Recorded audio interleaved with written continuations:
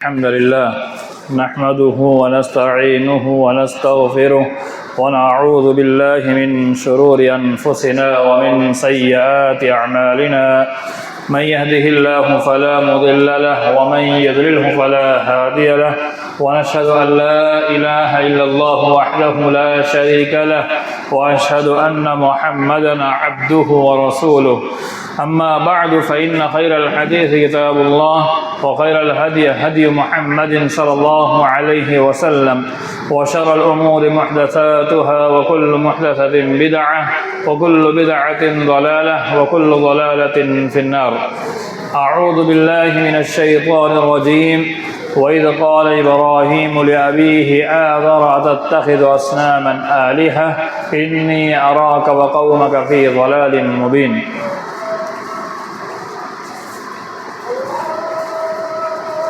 وقال النبي صلى الله عليه وسلم كل مولود يولد على الفطرة فأبواه يهودانه وينصرانه ويمجسانه. رواہ مسلم. محترم و مکرم اسلامی بھائیوں، اللہ رب العالمین کا بے پایا احسان و کرم ہے جس نے ہمیں اس دنیا کے اندر پیدا فرمایا، ہمیں صحت تندرستی دی، عقل سلیم عطا فرمائی، اور اللہ رب العالمین جس نے ہمیں یہ توفیق دی کہ ہم دین اسلام پر قائم و دائم ہیں اور حق کے راستے پر اللہ رب العالمین کے دین پر، اس کے نبی صلی اللہ علیہ وسلم کے فرمان اور طریقے پر ہمیں چلنے کے قابل بنایا. اللہ رب العالمین کا بے پایا احسان و کرم ہے کہ جس نے ہمیں گمراہی سے، شرک سے، کفر سے، بدعت سے، ضلالت سے دور رکھا، جس پر اللہ رب العالمین کا جتنا شکریہ ادا کرے اتنا کم ہے. اللہ رب العالمین نے انسانوں کی رہنمائی کے لیے، رہبری کے لیے ہر دور میں، ہر جماعت میں، ہر قوم میں، ہر طبقے میں جب جیسی ضرورت پیش آئی، انبیاء علیہ السلام کو مبعوث فرمایا. انہوں نے اپنی امت کی رہنمائی فرمائی. امت محمدیہ کی رہنمائی کے لیے آخر نبی حضرت محمد صلی اللہ علیہ وسلم کو قرآن جیسے عظیم کتاب دے کر مبعوث فرمایا، جس پر اللہ رب العالمین کا جتنا احسان مانے کم ہے. میرے ایمان والے بھائیوں، تمام انبیاء میں سے ایک نبی جسے ابراہیم کہا جاتا ہے علیہ الصلاۃ والسلام، وَإِبْرَاهِيمَ الَّذِي وَفَّى، جن کے تعلق سے قرآن مجید میں اللہ رب العالمین نے یہ فرمایا کہ ابراہیم وفادار نبی. اور ایک مقام پر اللہ رب العالمین نے حضرت ابراہیم کو صدیق کہا. اللہ رب العالمین نے ایک مقام پر ابراہیم کو اپنا خلیل کہا. حضرت ابراہیم علیہ السلام جن کے تعلق سے اللہ نے فرمایا ان ابراہیم کانت امۃ قانتا للہ حنیفا، ایک امت بھی قرار دیا. حضرت ابراہیم علیہ السلام کی زندگی کو دیکھا جائے، ان کی زندگی کے اندر کئی تکالیف ہے، مصیبت ہے، پریشانیاں ہیں. ان کی زندگی کے کئی پہلو پر غور کیا جائے تو ہمیں معلوم ہوگا کہ اتنی پریشانی ان پر آئی، لیکن کسی بھی پریشانی کے اندر انہوں نے برا بھلا نہیں کہا، بلکہ تمام کی تمام پریشانیوں کو رب کی آزمائش اور امتحان سمجھ کر کے اس پر صبر و تحمل سے کام لیا. اللہ رب العالمین نے ان کی کامیابی کے عوض میں ان کو انعام بھی بڑے بڑے دیے. ابھی یہ 17-18 دن کے بعد عید الاضحیٰ آنے والی ہے، جسے ہم بقرعید کہتے ہیں۔ یہ حضرت ابراہیم علیہ السلام کی ایک بڑی قربانی کے بعد ہمیں عطیہ ملا ہے، تو اس لیے میں آج کے اس خطبہ میں حضرت ابراہیم علیہ السلام کی زندگی کے چند لمحے پیش کروں گا، اور اس سے ہمیں کیا نصیحت ملتی ہے، ہمیں اپنی زندگی کیسے بنانا ہے، اس پر انشاءاللہ اشارہ کروں گا۔ ان کی پوری زندگی 20, 25, 30 منٹ میں بیان کرنا مشکل کیا ناممکن ہے۔ میں چند پہلو پیش کروں گا۔ پہلا پہلو جو میں نے قرآن مجید کی آیت تلاوت فرمائی، وَإِذْ قَالَ إِبْرَاهِيمُ لِأَبِيهِ آزَرَ أَتَتَّخِذُ أَصْنَامًا آلِهَةً إِنِّي أَرَاكَ وَقَوْمَكَ فِي ضَلَالٍ مُبِينٍ۔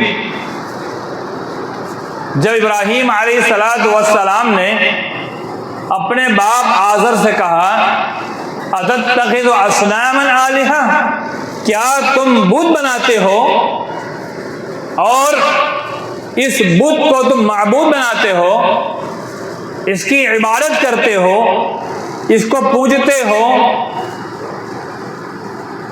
آگے کیا کہا؟ انی اراک وقومک فی ضلال مبین، میں یقینی طور پر آپ کو اور آپ کی قوم کو کھلی گمراہی میں دیکھتا ہوں۔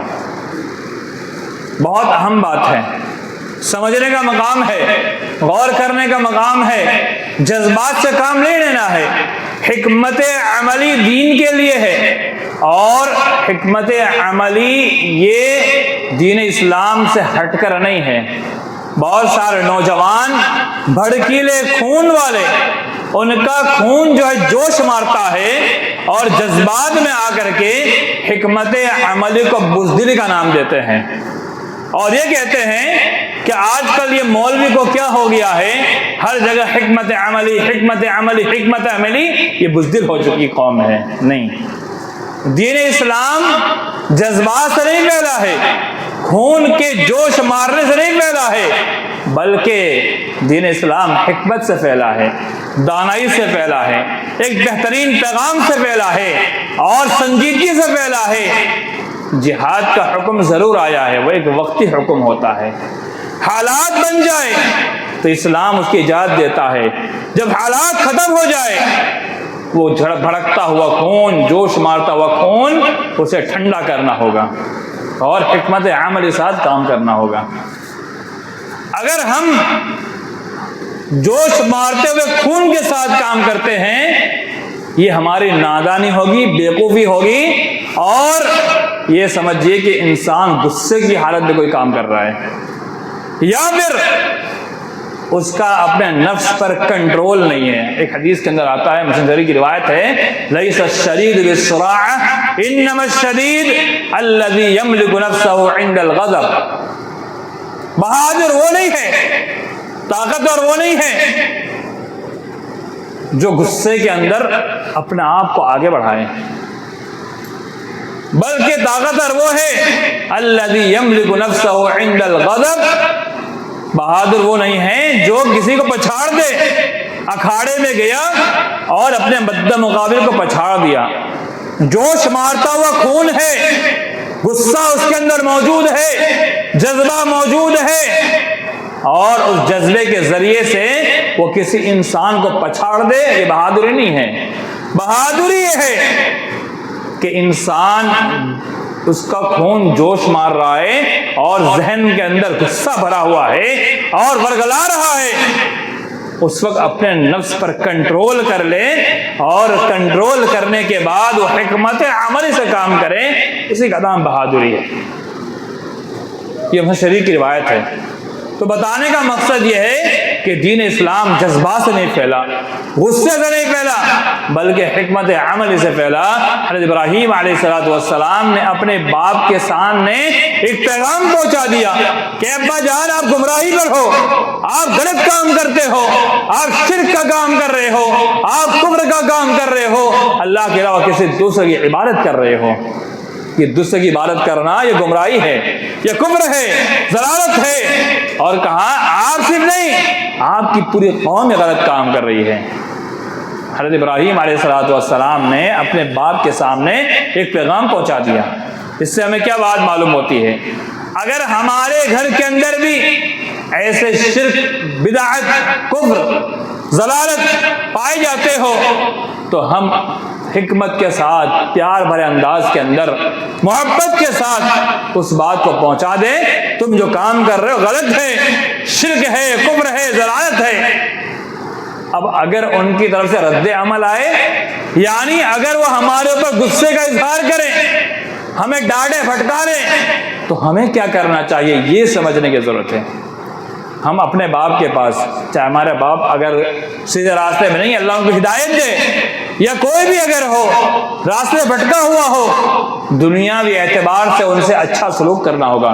وَصَاحِبُهُمَا فِي الدُّنْيَا مَعْرُوفًا، اللہ نے قرآن میں کہا اگر تمہارے ماں باپ اسلام پہ نہیں ہے، یعنی کفر پر ہے، یا شرک پر ہے، یا گمراہی میں ہے، یا ضلالت پر ہے، تم ان کے ساتھ دنیائی معاملات میں اچھائی سے پیش آؤ۔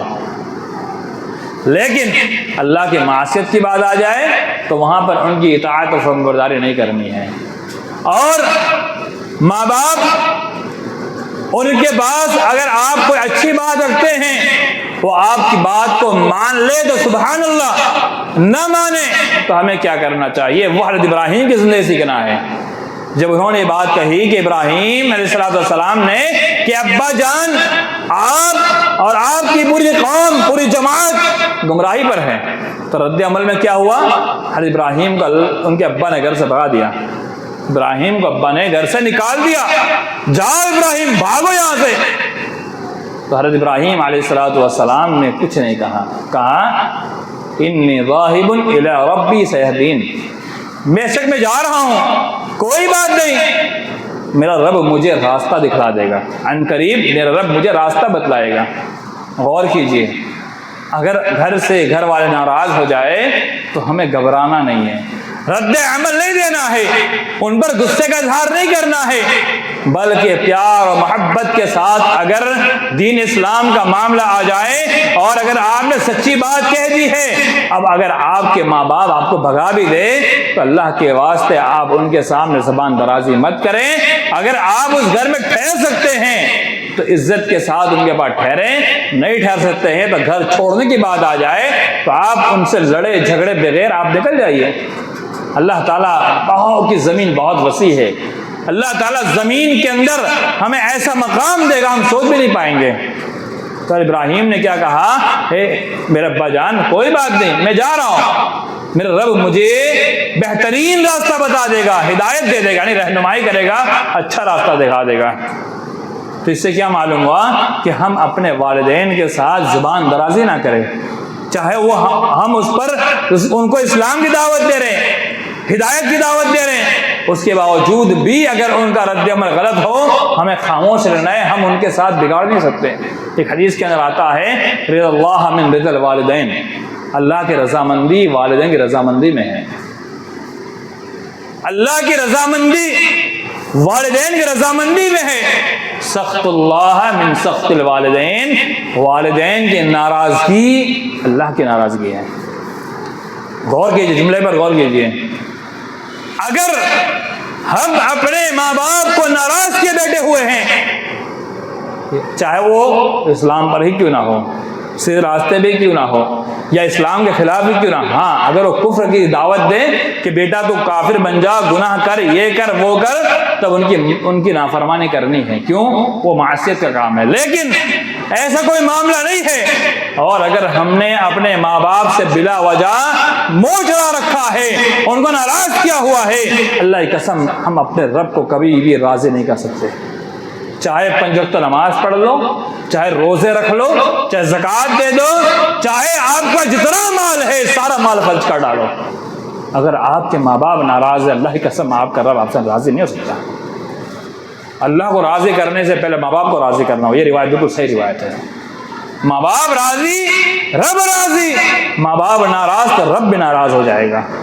اور آج دنیا کے اندر ہماری پوری کوشش ہماری ساری عبادتیں یہ تپتی ہوئی دھوپ کے اندر، یہ پین تپ رہا ہے، پسینہ بہ رہا ہے، پنکھے گرم ہوا دے رہے ہیں، ہم اس لیے بیٹھے ہیں تاکہ ہمارا رب ہم سے راضی ہو جائے۔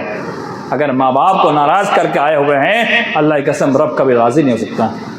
جن کے ماں باپ ناراض ہیں اور ہمارے دل ان سے اگر غصے میں ہے، غصے کو یہیں تھوک کر کے اپنے ماں باپ کو جا کے پہلے راضی کر لینا، اور اگر راضی نہ بھی ہو تو آپ کی ذمہ داری ہے آپ ان کے پاس جا کر بیٹھ جائیں، اور جب تک راضی نہ ہو جائے آپ وہاں سے ان کے پاس سے اٹھے نا۔ اگر ماں باپ دور ہے تو آپ فون کے ذریعے کسی بھی ذریعے سے ان کو راضی کر لے، اور ان کو اپنے سے راضی کرنے کے بعد ہی آپ دم لے تو رب آپ سے راضی ہو جائے گا۔ یہاں ایک تمہید میں نے اس لیے مختصر قائم کی، آگے کی جو بات ہے ابراہیم علیہ السلام کی بہت اہم بات ہے۔ ایک تو ابراہیم کے باپ کفر پر تھے، کفر پر ہونے کے باوجود ان کے ساتھ بگاڑا نہیں کہ اللہ کے راستے میں نکل پڑے، تو اللہ تعالیٰ نے ان کو ایک بڑا مقام بھی دیا، سب کچھ ہوا۔ اب دیکھیے حضرت ابراہیم نے جب اللہ رب العالمین سے ایک اولاد مانگی، ایک بچہ مانگا، فلما بلغ معه السعي قال يا بني اني ارى في المنام، اللہ کہتا ہے فبشرناه بغلام حلیم۔ حضرت ابراہیم نے جب اللہ تعالیٰ سے بیٹا مانگا، رب نے بشارت دی، اے ابراہیم جا تیرے لیے بشارت ہو، فبشرناه بغلام حلیم، ہم تجھے ایک بردبار، عقل مند، دانا، سمجھدار بچہ عطا کرتے ہیں۔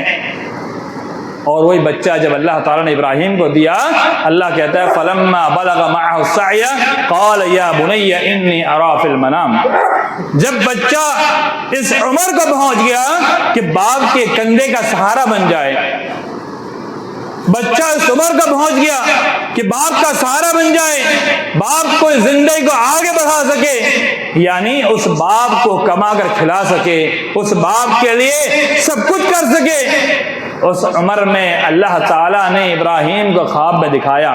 میرے ایمان والے بھائیوں، نبی کا خواب وحی ہوا کرتا ہے، وحی یعنی نبی جو خواب دیکھ لے وہ رب کا حکم ہوتا ہے، آپ کو یہ کرنا ہے، کرنا ہے، اب کوئی اس میں چوچرا نہیں کر سکتے۔ یا بنی انی ارا فی المنام، اے میرے بیٹے لگتے جگر پیارے دل گوشے، میں نے خواب میں دیکھا کہ میں تجھے ذبح کر رہا ہوں، انی اذبحک فانظر ماذا تری، میں تجھے ذبح کر رہا ہوں۔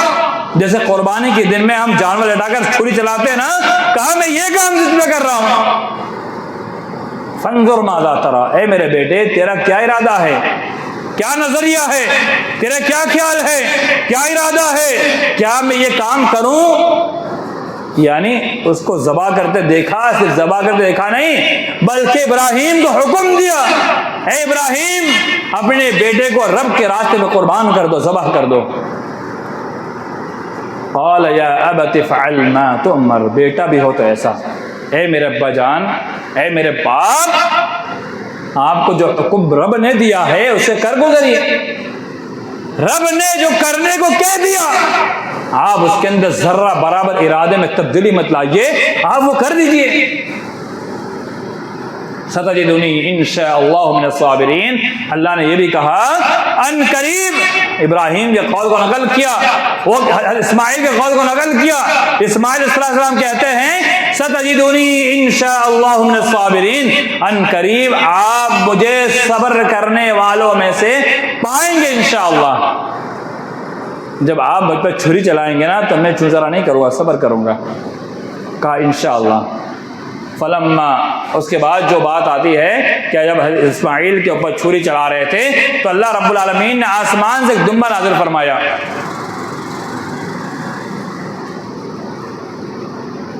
اس واقعے سے ہمیں کیا ملتا ہے؟ یہ مختصر واقعہ ہم ہر سال سنتے ہیں اور سنتے رہتے ہیں، لیکن اس واقعے سے ہمیں کیا ملا؟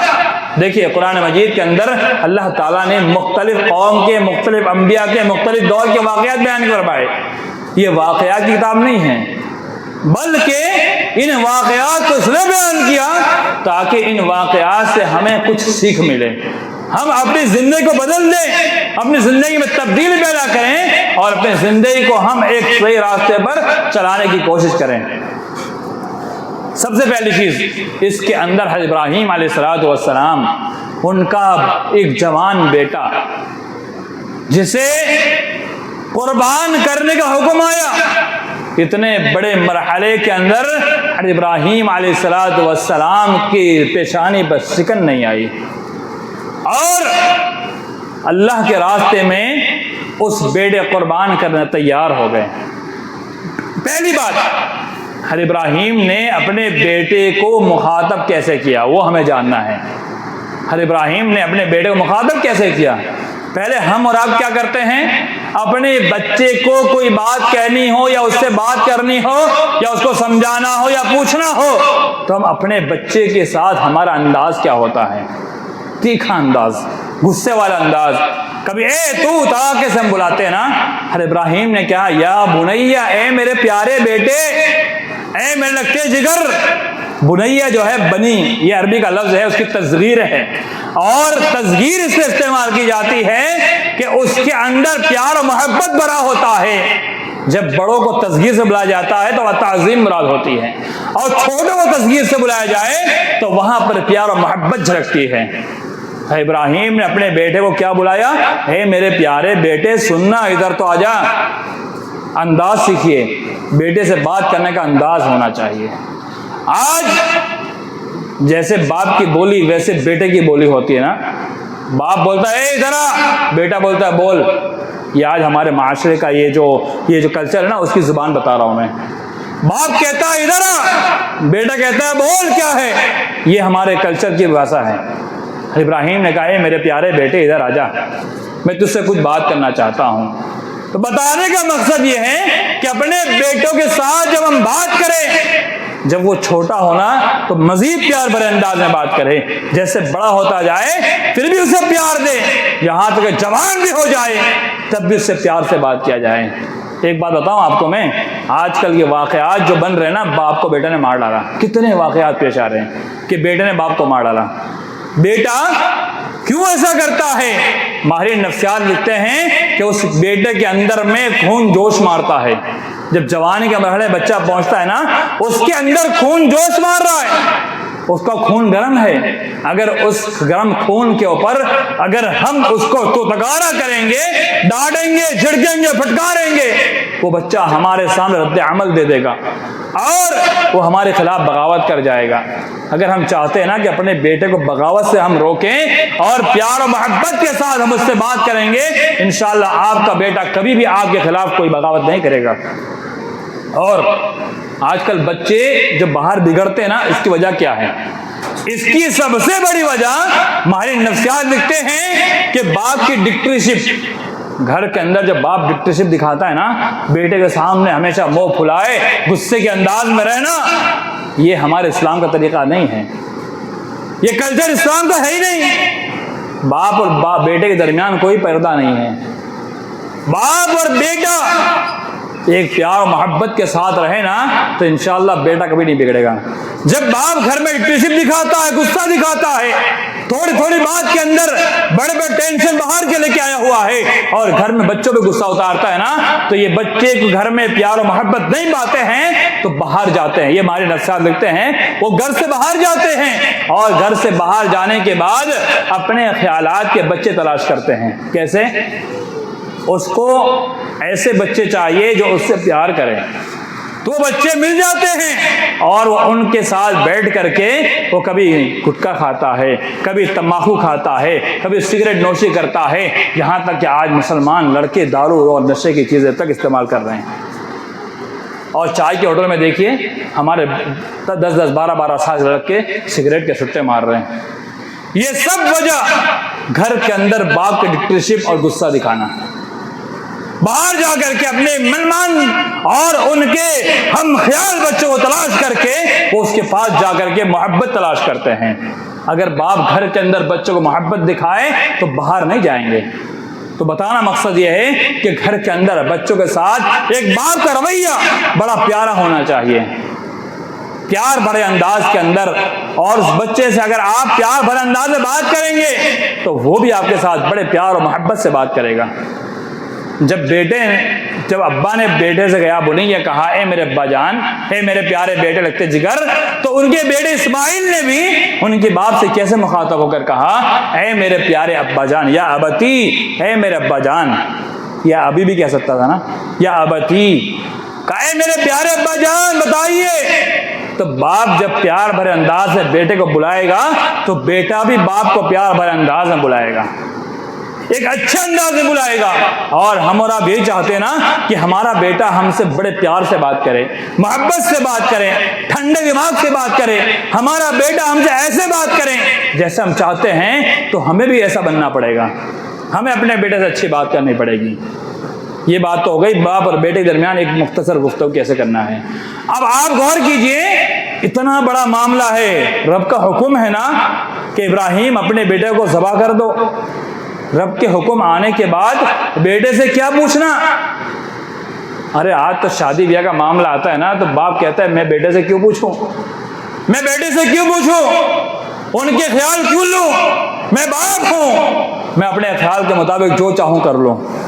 اس کا نتیجہ کیا ہو رہا ہے؟ آج اتنے طلاق ہو رہے، اتنے طلاق ہو رہے۔ ابھی کہ میرے علم کے اندر ایک واقعہ آیا کہ ایک لڑکا لڑکی، ان کا نکاح ان کے باپ کی زبردستی ہو رہا تھا۔ لڑکے نے کہا کوئی بات نہیں، شادی کرا دو، بعد میں ہم طلاق دے دیں گے۔ کیا وہ لڑکے نے کیا کہا؟ تمہاری ضد ہے نا، شادی کرا دو، بعد میں طلاق ہم دے دیں گے۔ جب اس کی بات سنی، بڑے بڑے نے غور کیا، کہا یہ معاملہ گمبھیر ہے، ابھی شادی ہو جائے گی، بعد میں طلاق دے دیا، معاملہ سارا ختم، چوپٹ ہو جائے گا۔ ابھی اگر نکاح نہیں ہوا، بعد میں کوئی بات نہیں، کہیں اور کرا دیں گے۔ ایک بار نکاح ہو جاتا ہے نا، اور یہ کلچر جو ہمارے معاشرے کا ہے، ایک بار طلاق ہو جاتا ہے، پھر لڑکی زندگی بھر روتے مر جاتی ہے، لیکن دوسرا رشتہ نہیں مل پاتا ہے۔ بتانے کا مقصد یہ، ایک واقعہ ابھی جلدی کا میرے پاس آیا، ذہن کے اندر گھوم رہا ہے، بتایا۔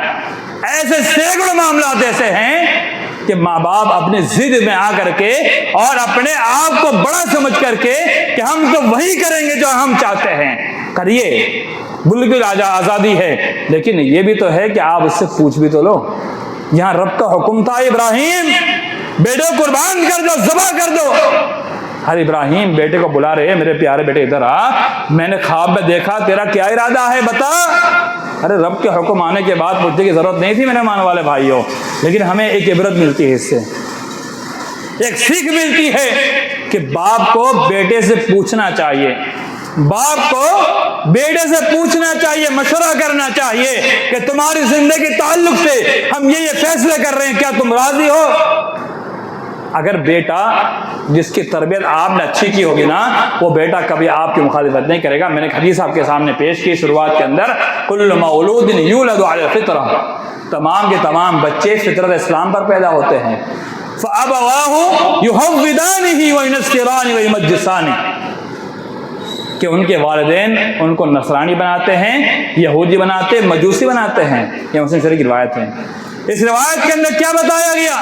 ان کے والدین کے خیالات ان کو اپنے مطابق ڈھال دیتے ہیں، یعنی جیسے باپ کے خیالات ہوں گے نا ویسے بیٹا بن جائے گا، یا پھر جیسے باپ اور ماں تربیت کریں گے بیٹا اسی تربیت پہ چلے گا۔ اس روایت کے کئی معنی ہیں، بہت وسیع روایت ہے کہ ماں اور باپ جس طریقے پر چلیں گے، یعنی ماں باپ کو جس طریقے بچہ دیکھے گا بچہ اسی طریقے پر چلنا شروع کر دے گا۔ ایک معنی یہ بھی ہے۔ اور مجھے ایک علامہ اقبال کے شعر کا جملہ یاد آ گیا، کاش کہ فرعون کو کالج کی سوجی ہوتی، کاش کہ فرعون کو کالج کی سوجی ہوتی۔ اس ایک جملے کے پیچھے ایک لمبی کہانی ہے۔ حالانکہ فرعون نے جب اس کو معلوم چلا کہ ایک بچہ پیدا ہونے والا ہے، خواب دیکھا تھا کہ ایک بچہ پیدا ہونا ہے جو اس کی پوری سلطنت ختم کر دے گا، تو فرعون نے کیا کیا تھا؟ سارے بچوں کو مروا ڈالا، کہا جو بچہ پیدا ہوئے مار ڈالو۔ جس پتہ چلتا ہے جس گھر کے اندر عورت حاملہ ہے اس گھر کے اندر پولیس اور نگہبان لگاتا تھا، اگر لڑکی پیدا ہوئی ٹھیک ہے، لڑکا پیدا ہوا مار ڈالتا تھا۔ لیکن ایک بچہ حضرت موسیٰ پیدا ہو جاتے، اللہ تعالیٰ ان کو نجات دیتا ہے، بچاتا ہے۔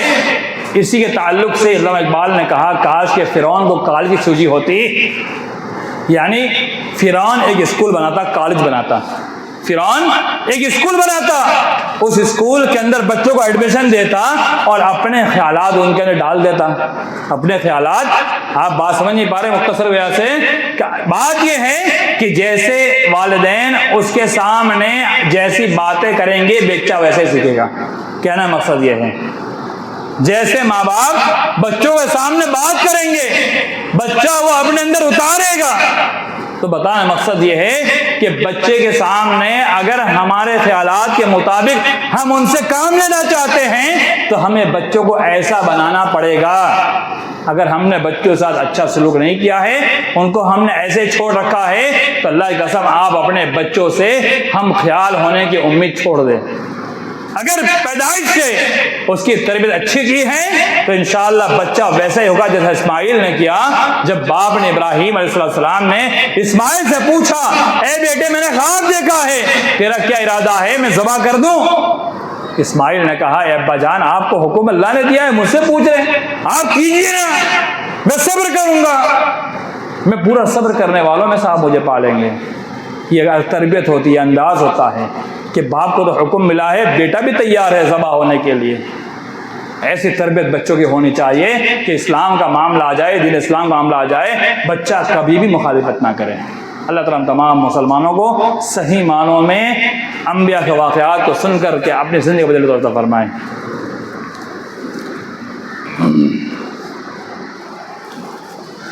السلام حاضر جمعہ میں دو بات آپ کے سامنے پیش کرے بات ختم کروں گا. دیکھیے حضرت ابراہیم علیہ السلام کی زندگی قربانی سے بھری ہوئی تھی، اور صرف ان کی زندگی قربانی سے نہیں بھری ہوئی تھی بلکہ حضرت ابراہیم علیہ السلام نے زندگی قربانی سے بھری ہوئی تھی لیکن اس پر صبر کیا. اور دوسری چیز حضرت ابراہیم علیہ السلام کو یہ حکم دے دیا گیا کہ اپنے بچے کو ذبح کر دو. حضرت ابراہیم نے اس پر ایک بار بھی نہیں سوچا اگر آج ہمارا معاملہ ایسا ہو جائے تو ہم کیا کریں گے، اگر ہمیں اپنے بچے کو لے کر قربانی دینا پڑ جائے ہم کیا کریں گے. بہت غور کرنے کا مقام میرے ایمان والے بھائیو. حضرت ابراہیم علیہ السلام کو کیا کہا، اپنے بیٹے کو ذبح کر دو. آج تو بچے کو اپنے گھر سے دور کرنے کے پڑھائی کا معاملہ آ جائے تو ماں باپ ڈرتے گھبراتے ہیں، پتہ نہیں کیا ہو جائے گا. یہ بھی ایک بڑی قربانی ہے کہ آپ اپنے بچے کو اپنے گھر سے باہر نکالیں اور باہر نکال کر کے آپ دینی تعلیم سے آراستہ کریں. آج دیکھیے حالات ایسے بنائے جا رہے ہیں نا کہ آج اگر دینی تعلیم ہم نے اپنے بچوں کو نہیں دی تو آگے چل کر کے ایسے حالات نظر آ رہے ہیں کہ آج ہمارے بچے مسلمان نظر آ رہے ہیں، کل چل کر ایسا ہوگا کہ ہمارے بچے اسلام کو پہچاننا چھوڑ دیں گے. ایسے حالات بنائے جا رہے ہیں. دین کی حفاظت اللہ ضرور کرے گا لیکن ایسے نہیں ہم گھر میں بیٹھ جائیں، ہاتھ باندھ کر بیٹھ جائیں اور ہم سوچیں دین کی حفاظت ہو جائے گی. نہیں، بلکہ ہمیں اپنے بچوں کو تعلیم دینا ہوگا، تعلیم سے آراستہ کرنا ہوگا. حضرت ابراہیم میں اسماعیل کو ذبح کرنے کے تیار ہو گئے. ہم اپنے بچوں کو اپنے گھر سے باہر نکالنے تیار نہیں ہیں. اپنے بچوں کو گھر سے باہر نکالیں، اپنے بچوں کو بھیجیے، مدارس میں بھیجیے، تعلیم میں تیار کیجیے. رمضان کے میں نے خطبہ دیا تھا قرآن مجید کے اوپر. کیا کتنے آج ہمارے مسلمان ایسے ہیں یہاں پر کیا جنہوں نے اپنے بچوں کی تعلیم کے بارے میں غور کیا؟ کیوں؟ کیونکہ ہمارے دل جو ہے مردہ ہو چکے ہیں، ہمارے دل مر چکے ہیں اور دین اسلام سے ہم آہستہ آہستہ آہستہ دور ہوتے جا رہے ہیں. اللہ کی قسم اپنے بچوں کی دین کی تعلیم کے بارے میں غور کیجیے. صرف دین نہیں بلکہ اس کے ساتھ ساتھ جتنے علوم ہیں ان سارے علوم میں اپنے بچوں کو آگے بڑھائیے، ان کو سکھائیے. آگے سے ایڈوانس یعنی جتنے بلند لیول کی تعلیم ہے وہ ساری تعلیم ان کو دلوائیے. اور اپنے معاشرے کے بچوں کو ہمیں تعلیم یافتہ بنانا ہوگا. اور میرے ایمان والے بھائیوں ہمیں حالات سے ڈرنا نہیں ہے، ہمیں مقابلہ کرنا ہے. مقابلہ کیسے کرنا ہے؟ جیسے حضرت ابراہیم علیہ السلام نے جب اس بادشاہ کے سامنے جب ان کو پیش کیا گیا وہاں حق کی بات پیش کر دی تھی، ویسے ہمیں حکمت و عملی کے ساتھ حضرت ابراہیم علیہ السلام کی زندگی کو پڑھ کر کے، سیکھ کر کے، سمجھ کر کے ہمیں اپنے قدم کو آگے بڑھانا ہوگا. تب انشاءاللہ ہم کامیاب ہو جائیں گے. میرے ایمان والے بھائیو، آپ کے سامنے مختصر وقت کے اندر یہ چند باتیں پیش کرنے کی کوشش کی ہے۔ اس میں بہت ساری باتیں ایسی بھی ہوں جو آپ کو سمجھ نہیں پائے ہوں گے۔ جو باتیں سمجھ چکے ہیں اس پر تو عمل پیرا ہو جائیے۔ اللہ تعالی ہم تمام مسلمانوں کو حضرت ابراہیم کی زندگی سے کچھ سیکھنے توفیق عطا فرمائے۔ ہم جتنی مصیبت ہے اللہ ہمیں صبر کی توفیق عطا فرما۔ یا اللہ جیسی مصیبت ہو پریشانی صبر توفیق عطا فرما۔ یا اللہ جو بے روزگار ہیں ان کو روزگار عطا فرما۔ یا اللہ جن کے کام کاج مندے پڑے ہوئے اللہ ان کے کام کاج کے مندے کھول دے۔ یا اللہ مندی مہنگائی سب تیری طرف سے ہوتا ہے، ہم اس پر ایمان رکھتے ہیں۔ یا اللہ تو ہی اس کو ہٹانے والا ہے، تیرے علاوہ دنیا کی کوئی طاقت نہیں ہے، لیکن اس حکومت کی طاقت ہے کہ اس مہنگائی کو مندی کو دور کرے۔ یا اللہ تو نے اس کو بھیجا ہے، تو ہی دور کرنے والا ہے۔ یا اللہ تو اس مہنگائی کو اور مندی کو اور روزگار کی پریشانی کو اللہ سب سے دور کر دے۔ یا اللہ خود مال کی فراوانی عطا فرما۔ یا اللہ ہمارے ایمان کو مضبوط بنا دے۔ یا اللہ ہمیں صحت تندرستی عطا فرما۔ یا اللہ ایمان پر ثابت قدمی عطا فرما۔ آمین عباد اللہ رحمنی ورحمکم اللہ ان اللہ یأمر بالعدل والإحسان وإيتاء ذي القربى وينهى عن الفحشاء والمنكر والبغي يعظكم لعلكم تذكرون اذكروا الله يذكركم ويستجب لكم ولا ذكر الله تعالى عز وجل هو الذي أكبر. أقيموا الصلاة.